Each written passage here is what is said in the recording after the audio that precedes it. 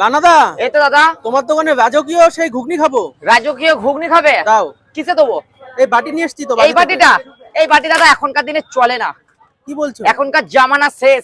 তুমি রানাদার কাছে এসেছো, রাজার মতন খাবে। তুমি রাজা, তাই রাজার মতন খাবে। ধরো, কাঁসার বাটি, কাঁসার চামচে। কাঁসার বাটিতে? হ্যাঁ, এই দেখো ঘুগনি। ঘুগনি দিলাম, ভাজা মশলা দিলাম, বিট লবণ দিলাম, ঘুগনির স্পেশাল মশলা দিলাম,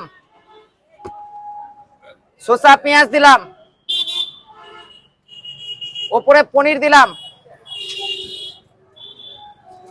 একটা কাঁসার চামচ দিলাম।